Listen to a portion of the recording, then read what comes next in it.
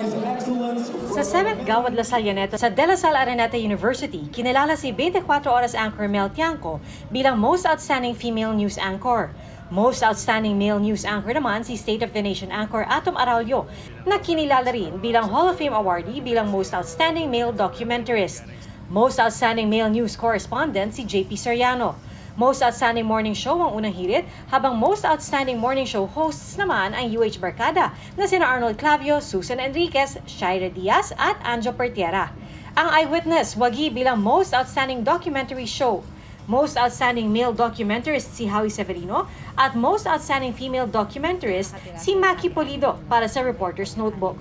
Hall of Fame award rin bilang Most Outstanding Female Documentarist si Cara David.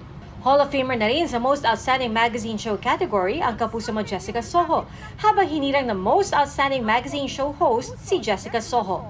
Kinilala rin ang programang Wish Ko Lang bilang Most Outstanding Public Affairs Show at si Vicky Morales ang Most Outstanding Public Affairs Show host.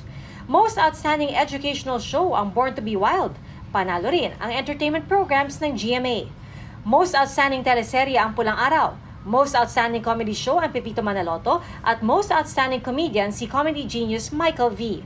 Most Outstanding Competition Show naman ang Family Feud, habang Most Outstanding Competition Show host si Kapuso Primetime King Dingdong Dantes.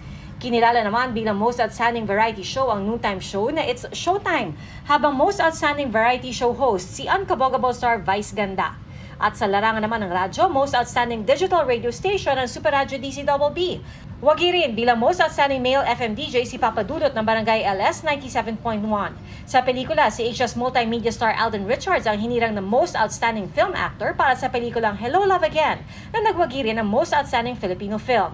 Kinilala rin bilang Most Outstanding Brand Endorser si Kapuso Global Fashion Icon Heart Evangelista.